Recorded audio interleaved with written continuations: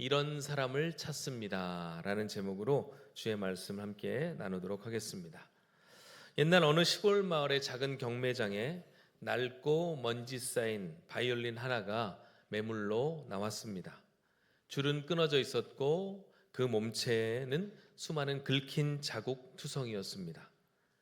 경매인이 이야기를 합니다. 1달러부터 시작합니다.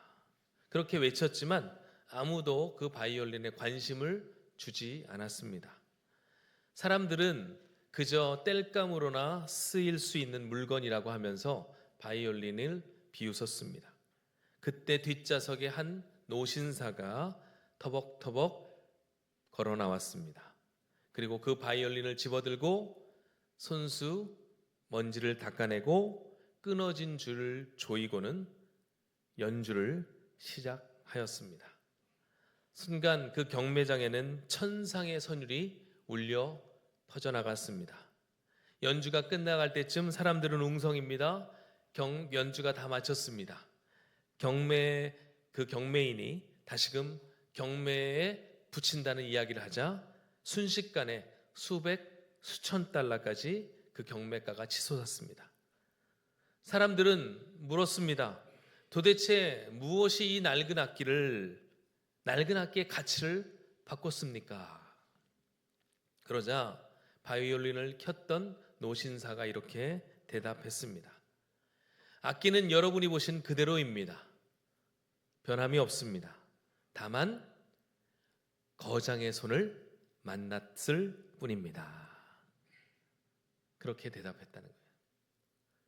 똑같아 보이는 그 물건이지만 누구의 손에 들리우게 되는가? 누구의 손에 손길을 타는가? 누구의 손에 그것이 들려지는가에 따라 그 가치는 확연히 달라지게 된다는 것입니다. 낡은 바이올린이 거장을 만나 천상의 악기로 변했던 것처럼 오늘 예배를 통해, 오늘 말씀을 통해 하나님의 터치하심을 경험함으로 보잘것없어 보이는 우리의 인생이 가치 있는 인생으로 변화되기를 소망합니다. 오늘 본문에 등장하는 세리 마태 역시 이 낡은 바이올린과 같아 보였던 사람이었습니다. 세상은 그를 가치 없는 인생, 민족의 반역자, 동족의 피를 빨아먹는 흡혈귀라고 그렇게 비난하고 조롱하고 그를 경매의 목록에 올려놓지 않았습니다. 하지만 인생의 거장이신 우리 주님이 모두가 외면하고 조롱했던 그를 찾아가 만지심으로 그의 인생에 놀라운 변화가 시작되었습니다. 기독교 역사, 성경의 역사를 보면 수많은 사람들이 하나님을 만나고 그들의 인생이 새로워지는 것을 우리는 보곤 합니다. 아브라함이 하나님을 만나기 전에는 그저 하루하루 소망 없어 보이는 그런 일상을 살았지만 하나님을 만나고 하나님의 약속이 그의 삶 가운데 주어지자 그는 믿음의 조상으로 일컬음을 받게 됩니다.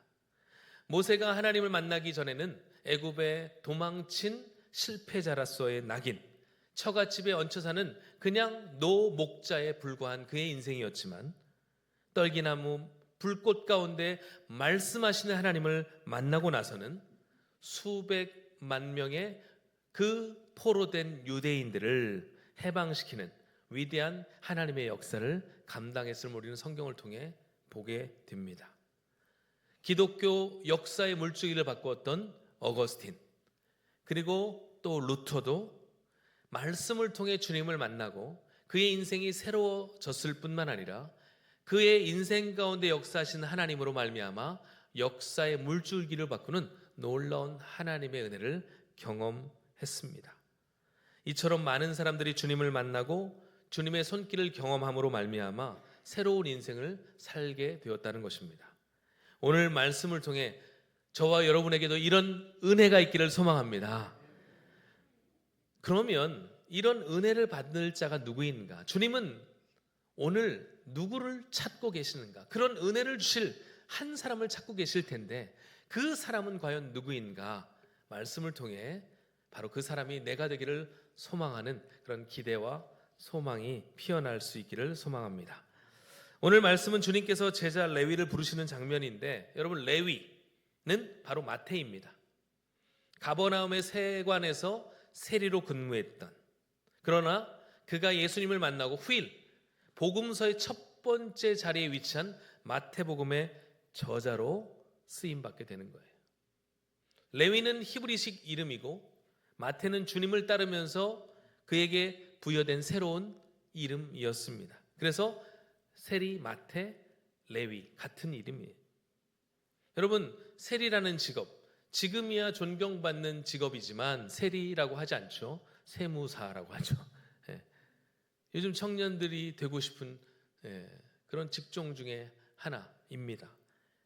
그러나 주님이 계셨던 복음서 당시의 세리라는 직업은 많은 사람들에게 무시받고 천대받는 직업이었습니다. 동족들의 피를 빨아먹는 그런 직종이다라고 알려질 만큼 로마 당국에는 세수를 눌려주는 역할을 하였지만, 그도 개인적으로는 부를 축적할 수 있었지만 많은 사람들에게 모멸과 무시를 받는 그런 직업이었습니다.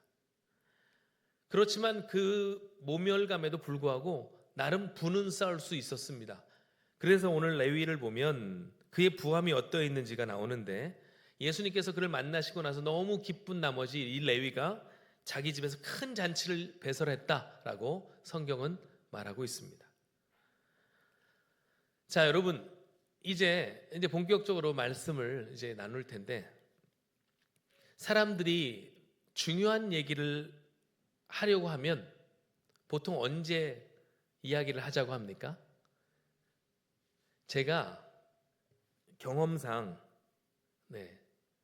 우리 장로님들은 좀 덜 그러시지 않는데, 권사님들이나 집사님들, 특히 이제 여 집사님들에게 2부 예배 후에 만나자라고 하면, 우리 권사님들도 잠깐 주일에 오셨을 때 저 좀 보고 가시죠 하면 긴장을 하셔가지고 예배를 잘 못 드리시더라고요.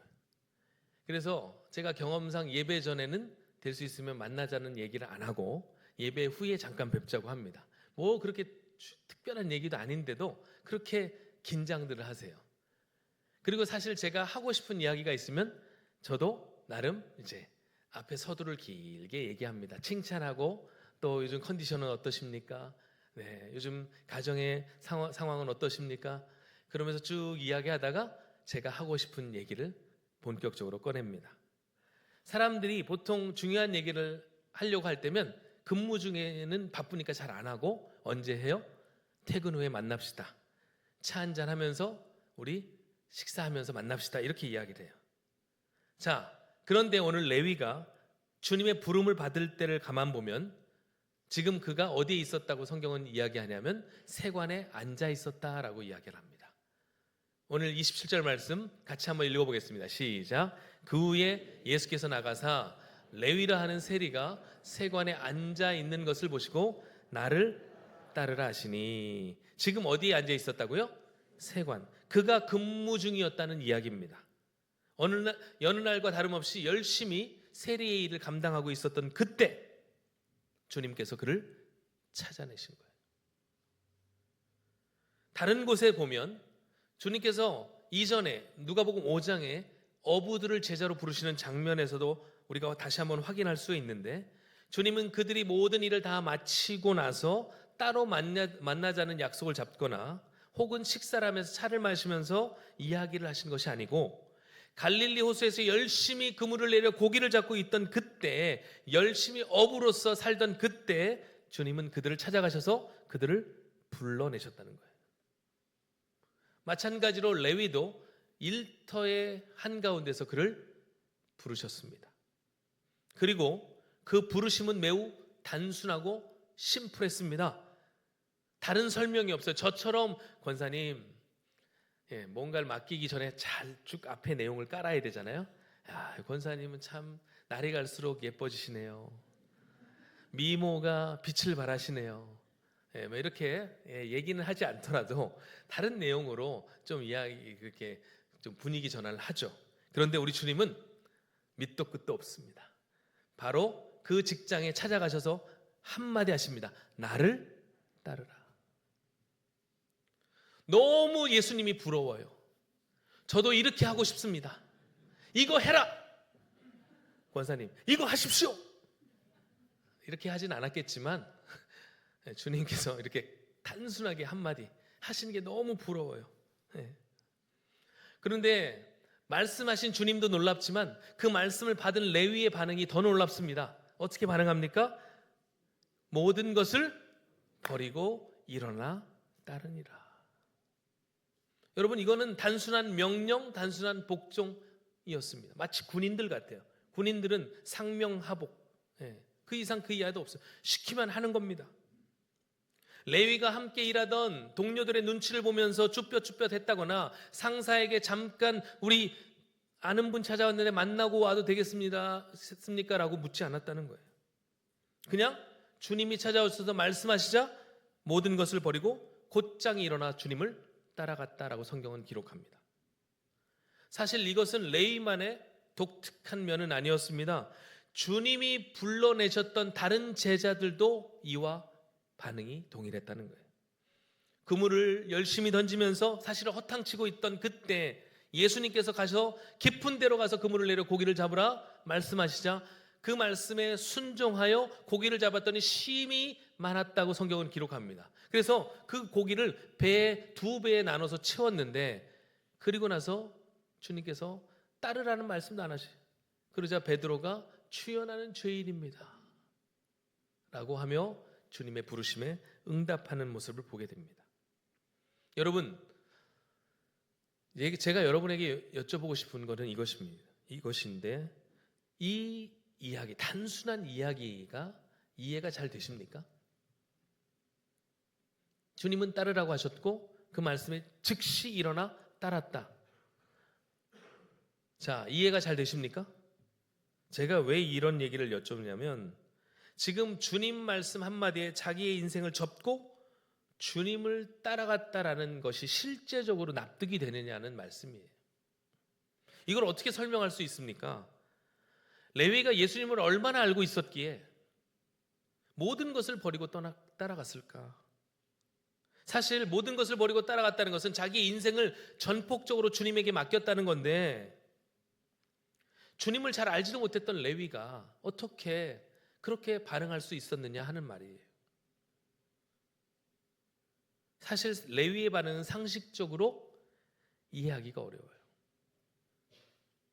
제가 어느 한 목사님이 기독교 방송에 나와서 하시는 얘기가 참 많은 공감이 되었는데 어떤 얘기냐면 성도들이 이렇게 묻는다는 거예요. 가끔 이제 말씀을 읽고 말씀을 들으면서 목사님께 목사님, 저도 하나님의 임재를 느끼고 싶은데 하나님의 함께 하심을 느끼고 싶은데 잘 느껴지지가 않아요.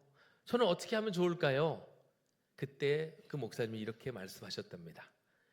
여러분, 하나님은 느끼는 존재가 아니고 믿는 존재입니다. 이렇게 얘기했다는 거예요. 저는 그 말씀이 정답이라고 생각하는 거예요. 여러분, 주님이 잘 느껴지세요? 잘 느껴지지 않아요. 잘 여러분 인지가 되세요? 인지되면 그것도 이상한 거예요. 왜냐하면 우리 눈에 보이지 않으시기 때문에. 그러나 하나님은 우리가 느끼지 않아도 계시는 존재임을 믿습니다. 느끼지 않아도 나의 삶에 경험되지 않는 부분이라 할지라도 우리 하나님은 지금도 살아계셔서 우리하고 함께 하시고 말씀하시는 하나님이신 줄 믿습니다. 느낌의 존재가 아니고 믿음의 대상이라는 것을 우리는 놓쳐서는 안 된다는 거예요. 레위의 반응, 이 안정된 직장, 쌓아왔던 부, 내일의 계획을 예수님의 한마디에 다 내던졌습니다. 무엇이 그를 이토록 거침없게 만들었는가? 만약 오늘 예배 후에 주님께서 여러분이 계시는 가정, 거실, 주방 또는 직장에 찾아가 주님께서 여러분에게 나를 따르라 라고 하신다면 여러분은 주저없이 주님을 따르시겠습니까?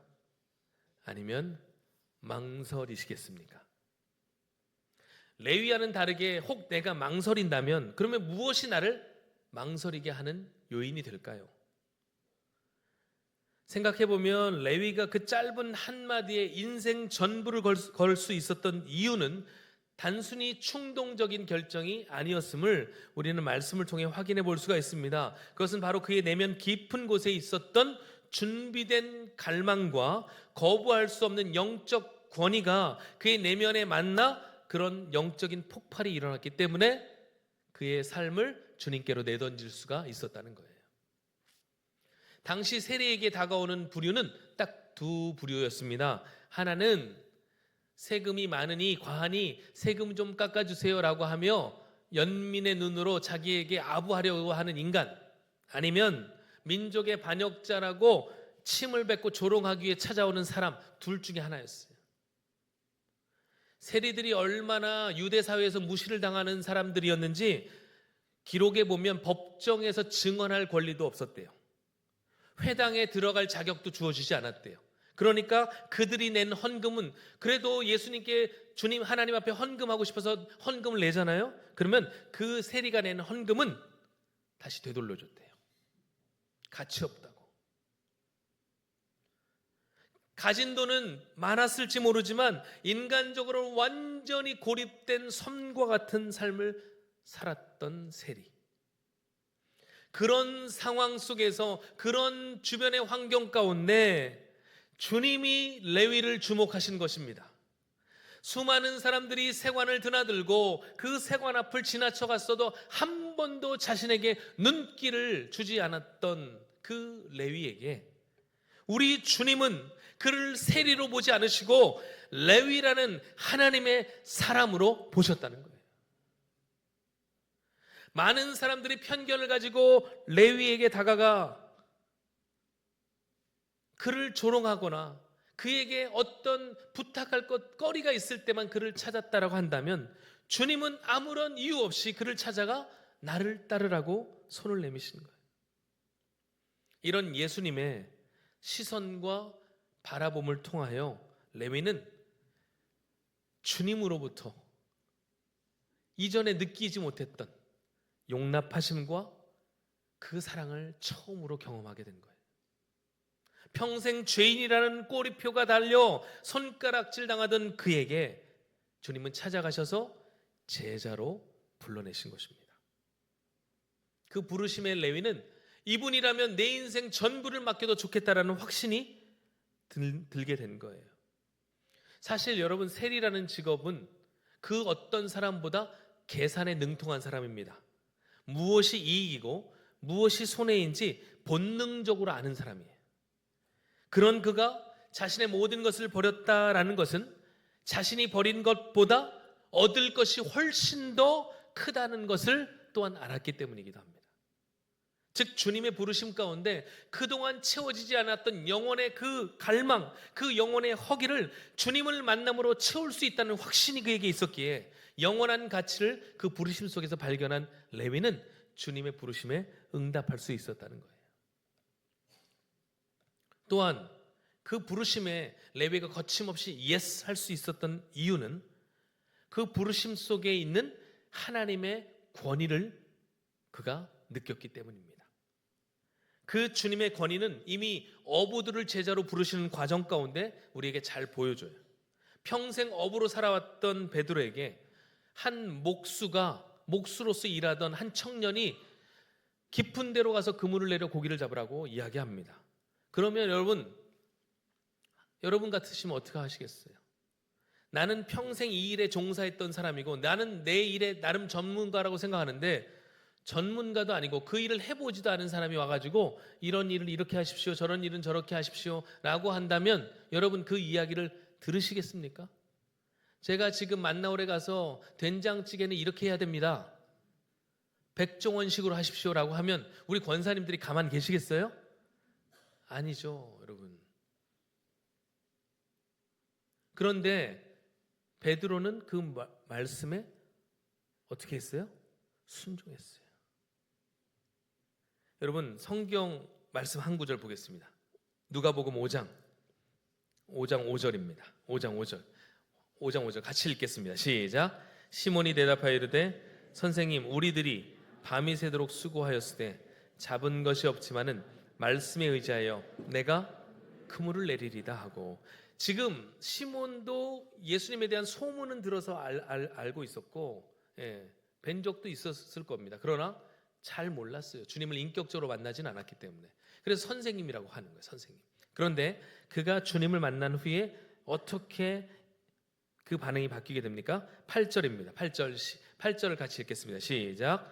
시몬 베드로가 이를 보고 예수의 무릎 아래에 엎드려 이르되 주여 나를 떠나소서 나는 죄인이로소이다 하니, 선생님이 주님으로 바뀌는 거예요. 여러분, 이게 무엇입니까? 이게 영적 권위예요. 베드로는 그 말씀하시는 그 주님이 처음에는 선생님인 줄 알았지만 그 말씀의 권위 앞에 순종하였을 때 그가 하나님이심을 알게 된 거예요. 레위도 마찬가지입니다. 그 단순한 부르심 가운데 그 짧고 명료한 그 한마디 속에 그를 하나님으로 인정한 거예요. 이게 바로 예수님의 창조주 되신 권세입니다. 그러니까 주님의 말씀이 떨어지는 순간 레위의 심령 가운데 거부할 수 없는 생명의 능력이 요동치게 된 것입니다. 왜냐하면 말씀은 그런 능력이 있습니다. 말씀에는 생명력이 있기 때문에, 그리고 하나님의 말씀에는 권세가 있기 때문에 그 말씀이 부딪히는 순간 우리의 영혼이 그 말씀 앞에 반응하게 되더라는 거예요. 여러분, 그 권세 앞에 결국 베드로도 말씀에 의지하여 그물을 내던졌고, 레위 역시 예수님의 그 권세 있는 말씀 앞에 자신의 미래를 내던질 수 있었습니다. 여러분에게도 들려지는 말씀에 여러분이 그 권위를 인정하시고 그 권세 앞에 순종할 때 여러분에게 놀라운 하나님의 은혜와 복이 임하게 될 줄 믿습니다. 말씀은 들려지는 거예요. 말씀은 언제나 우리를 찾아와 우리의 심령을 두드립니다. 이렇게 여러분, 말씀 앞에 겸손하게 말씀에 귀를 기울인 자에게는 하나님은 언제나 말씀하신 하나님으로 다가간다는 것입니다. 특별히 여기서 우리가 주목해야 할 부분이 있습니다. 그것은 무엇인가? 주님이 말씀하시는, 모든 사람에게 말씀하실 텐데, 그러면 그 말씀을 통하여 주님이 찾으시는 자는 과연 누구인가? 라는 거예요. 바로 세 가지로 정리를 해봤습니다. 첫째, 주님은 삶의 현장 가운데 자신의 일을 치열하게 감당하는 사람을 찾고 계시는 거예요. 주님은 지금 레위를 부르신 장소가 회당이나 성전, 어떤 종교적인 장소가 아닌 치열한 삶의 현장 세관에서 그를 불러내셨습니다. 자기 일을 하던 레위를 찾아내셨습니다. 주님은 오늘 우리가 발을 딛고 있는 그 일터, 그리고 그 가정에서 주님을 기대하고 갈망하는 사람을 여전히 찾고 계신다는 사실입니다. 그리고 두 번째, 주님은 그 말씀을 듣고 우선순위를 바르게 할 사람을 찾고 계시는 거예요. 베드로나 요한은 고기잡이 배를 버려두고 나중에 돌아갈 기술이라도 있었지만, 여러분, 세리는 사표를 던지는 순간 모든 로마 정부와의 연이 끊어지게 되는 거예요. 레위에게 나를 따르라는 말씀에 응답한 것은 자기 인생의 유일한 생존 기술과 수단을 포기하는 행위였습니다. 그러나 레위는 거기에 반응을 했죠.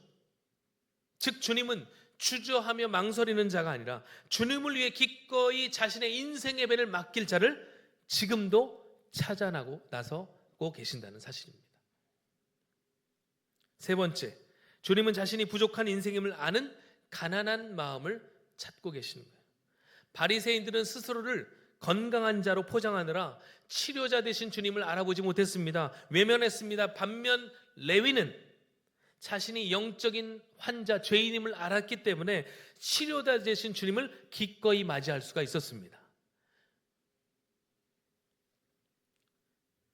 스스로 의롭다 여기는 바리새인이 아니라 거장의 손길이 닿지 않으면 나는 쓸모없는 땔감에 불과하다고 고백한 겸손한 죄인을 주님은 지금도 찾고 계신다는 거예요. 지금 오늘 예배하는 저와 여러분 가운데 주님이 찾고 계신 한 사람, 주님이 부르시기를 원하시는 한 사람이 있기를 소망합니다. 이쯤에서 다시 여쭤보겠습니다. 오늘 주님께서 저와 여러분을 부르신다면 그 부르심에 여러분 어떻게 대답하시겠습니까?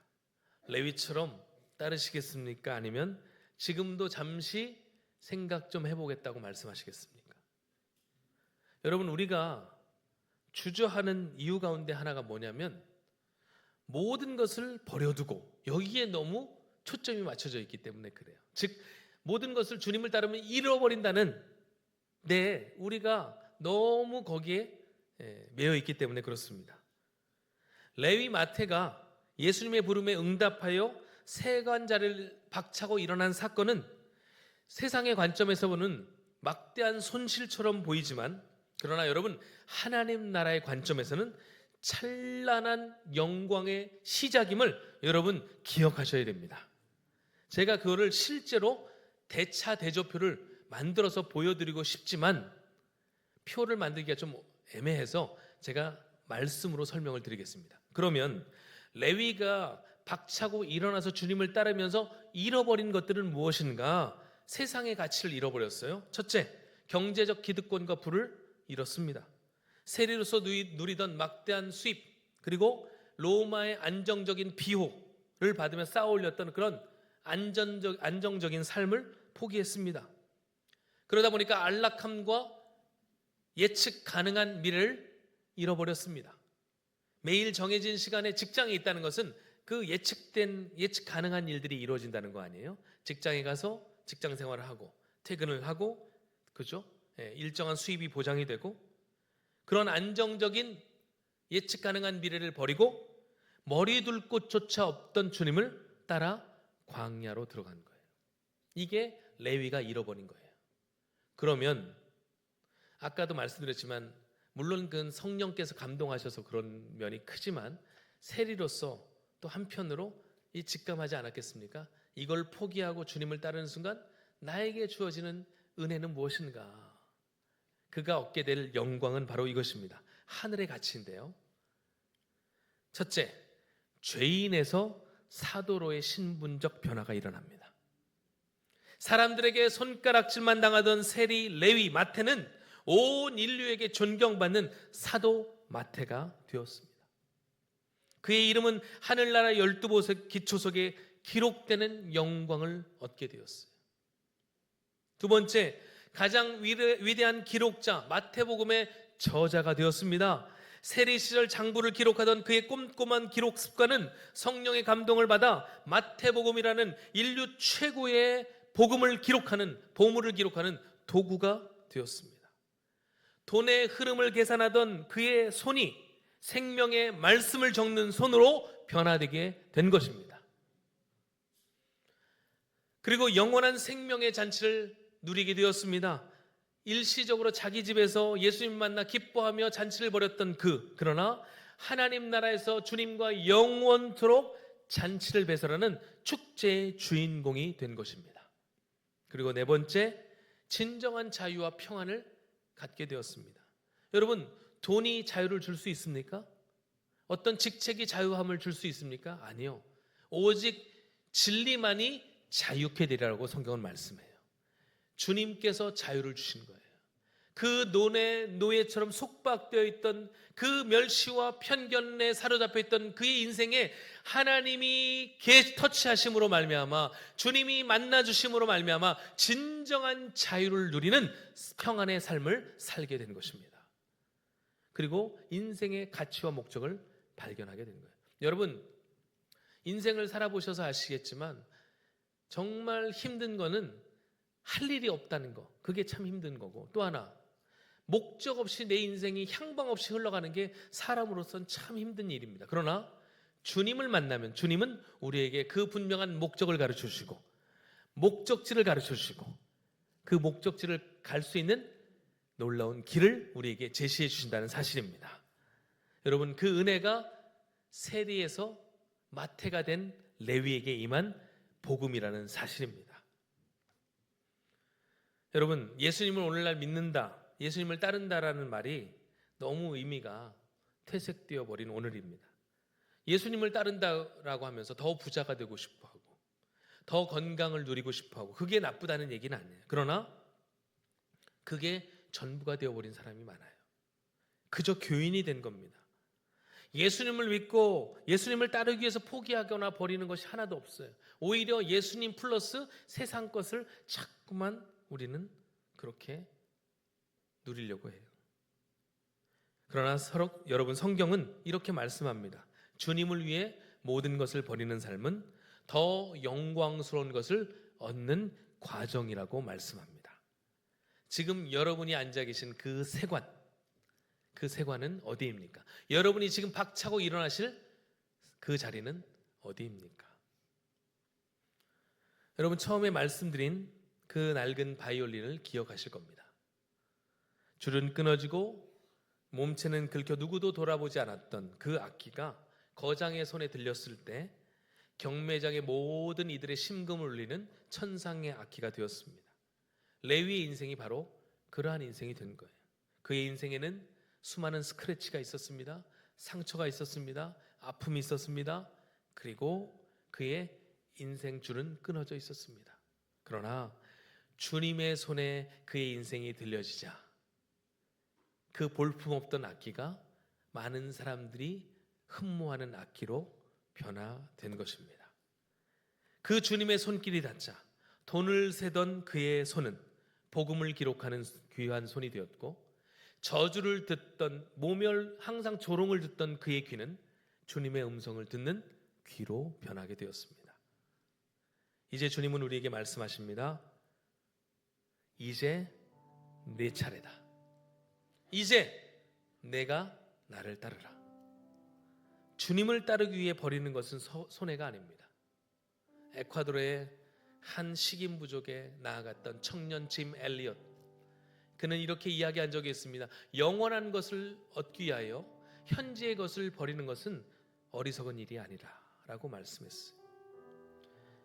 썩어질 것을 주고 영원한 것을 취하는, 어찌 보면 가장 지혜로운 교환, 이것이 바로 주님을 따르는 것입니다. 레위가 세 건의 장부를 버렸을 때 주님은 그의 손에 인류를 구원할 마태복음이라는 복음을 쥐어주셨고, 그에게 새로운 직책을 허락하셨어요.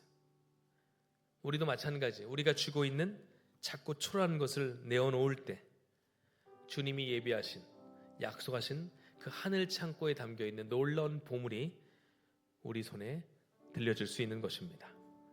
주님의 부르심은 언제나 현재형입니다. 언젠가 형편이 좀 좋아지면, 이 일만 마무리되면 주님을 따르겠다는 결심은 결단이 아니라 망설임입니다. 레위처럼 지금 부르심에 삶의 한복판에서 일어나십시오. 여러분의 인생이란 악기가 망가져 있어도 상관없습니다. 인생의 거장 되시는 우리 주님의 손에 붙들리면 놀라운 변화가 오늘부터 시작될 것입니다. 주님의 나를 따르라, 이 부르심에 아멘으로 화답하는 저와 여러분 모두가 되시기를 주님의 이름으로 축복합니다. 아멘.